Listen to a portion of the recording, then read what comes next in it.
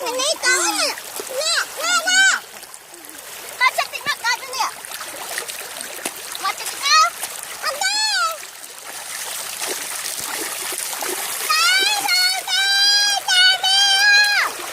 Con nó thì chết. Nụ. Đặt làm á, to kìa. Cái chó mua kìa.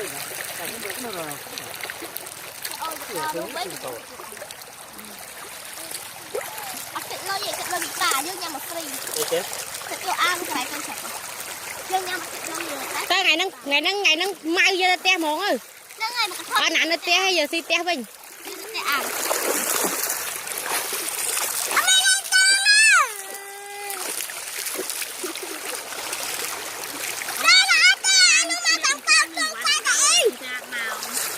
Đây chứ.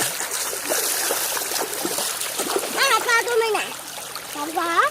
Đây. Đây ạ, đây ạ. Vui admin khép admin ấy cái tiền quay lên năng trắng trong bộ puma khép hai puma mới. Mà coi để tao không làm hai sự đầy. Đây nè.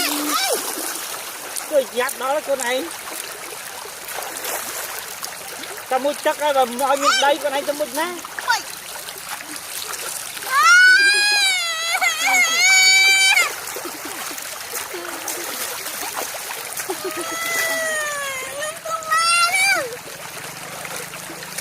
Hay thật bộ puma mấy bà có anh coi chăng nè.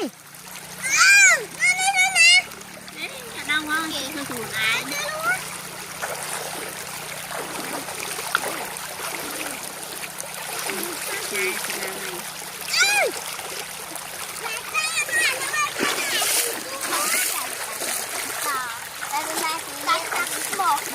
Còn ta kháng nó ngắt lấy kháng này ban này. Đó rồi, ta cũng một à.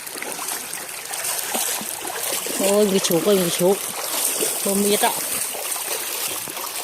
Bị giặc quỷ à chăng.